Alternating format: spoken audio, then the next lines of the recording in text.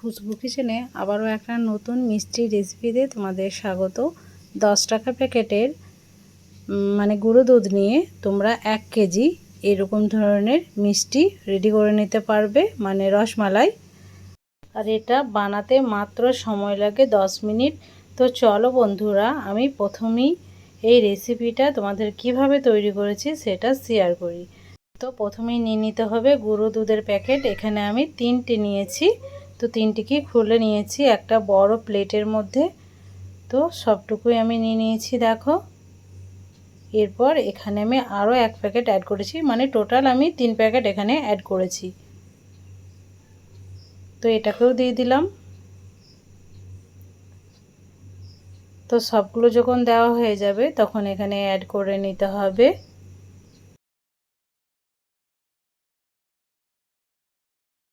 Half চামচের একটু কম baking powder. এখানে বেকিং পাউডারই লাগবে, বেকিং সোডা না। তো বন্ধুরা খুব সুন্দরভাবে দিয়ে দিয়েছি। এরপর 1 চামচ পরিমাণ এখানে অ্যাড করেছি ঘি। ঘি দিলে এর ফ্লেভারটা কিন্তু খুব সুন্দর আসে। তো এখানে আমি 1 চামচ পরিমাণ ময়দাও অ্যাড করেছিলাম, জানি না এটা কি করে স্কিপ হয়ে গেছে। ময়দা দিলে এর বাইন্ডিংয়ের কাজটা কিন্তু খুবই সুন্দর হয়। এরপর সমস্ত উপকরণকে আমি খুব ভালোভাবে মিক্স করে নিয়েছিলাম।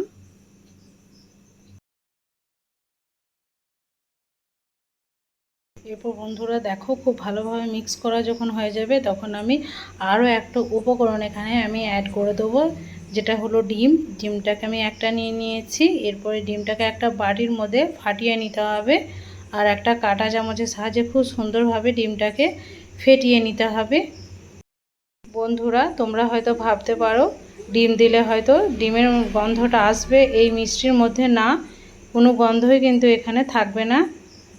তো দেখো খুব সুন্দরভাবে ফেটিয়ে নিচ্ছি। এরপর অল্প অল্প করে দিয়ে এটাকে একটা ডো তৈরি করে নিতে হবে, ডোটা হবে একটু চ্যাটচ্যাটে টাইপের। তো দেখো আমি দিয়ে দিচ্ছি অল্প অল্প করে, আর এটাকে মেখে নিচ্ছি।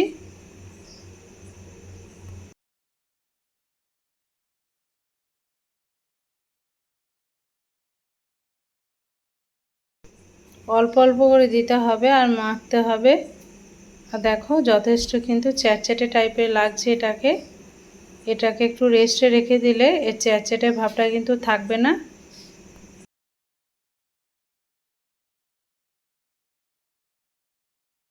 এরপর ভালো মতো করে মাখা হয়ে গেছে। তো তোমাদেরকে দেখাচ্ছি, দেখো কত সুন্দরভাবে এটা মাখা হয়েছে।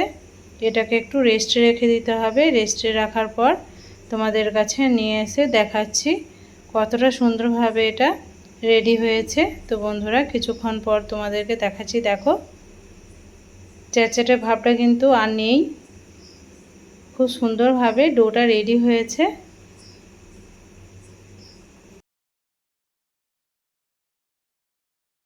তো এরপর তোমাদেরকে আমি বানিয়ে দেখাই মিষ্টিগুলো আমি কেমনভাবে তৈরি করছি। তো অল্প অল্প করে নিতে হবে আর ঠিক গোল করে তৈরি করে নিতে হবে। তো যেমন তোমরা সাইজের বানাতে চাও ঠিক সেই রকমভাবে বানিয়ে নেবে। আমি গোল গোল করে বানিয়েছি, যেমন দোকানে পাওয়া যায় মিষ্টির দোকানে রসমালাইগুলো, ঠিক সেইভাবে।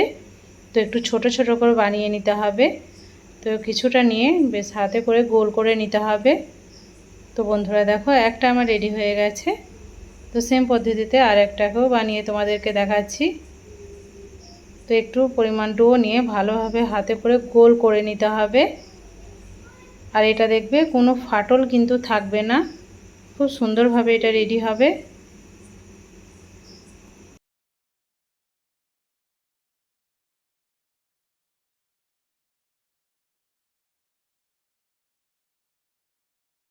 তো সেমভাবে সবগুলোকেই আমি বানিয়ে নিয়েছি, আর দেখো সবগুলোই রেডি হয়ে গেছে।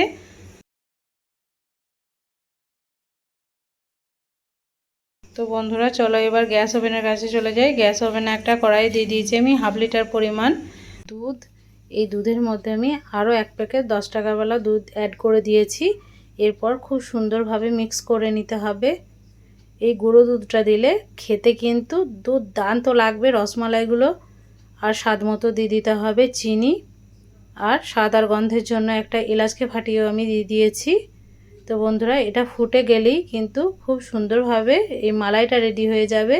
এরপর যে মিষ্টিগুলোকে আমি রেডি করে রেখেছিলাম সেগুলোকে এর মধ্যে দিয়ে দিয়েছি। আর 10 থেকে 15 মিনিট লো টু মিডিয়াম আঁচের মধ্যে এটাকে ফোটালেই রেডি হয়ে যাবে আমাদের রসমালাই। তো বন্ধুরা দেখো কতটা সুন্দরভাবে রেডি হচ্ছে, আর খুব সুন্দরভাবে কিন্তু ফুলে ওপরে উঠে যাচ্ছে। তো একটু ঢাকা দিয়ে এটাকে রান্না করে নিতে হবে। তো ঢাকনাটা খুলে তোমাদেরকে দেখাচ্ছি, ফুলে ডবল হয়ে গেছে মিষ্টিগুলো। তো দেখো একদম ডবল হয়ে গেছে আর একদম উপরে ভেসে উঠেছে সবগুলোই। তো একটু নাড়িয়ে নিতে হবে যাতে সবগুলোই মানে সমানভাবে সিদ্ধ হয় তার জন্য। তো বন্ধুরা এবার কিন্তু একদমই রেডি হয়ে গেছে, ফুলে ডবল হয়ে গেছে। তো চলো এগুলোকে নামিয়ে নিয়ে এটাকে ঠান্ডা করে নিতে হবে। ঠান্ডা ঠান্ডা এই রসমালাই খেতে কিন্তু দুর্দান্ত লাগে। তো আজকের ভিডিও আমার এতটুকুই, দেখা হচ্ছে পরবর্তী ভিডিওতে। ভালো থাকবে, সুস্থ থাকবে আর পরবর্তী ভিডিওর জন্য অবশ্যই কিন্তু অপেক্ষা করবে।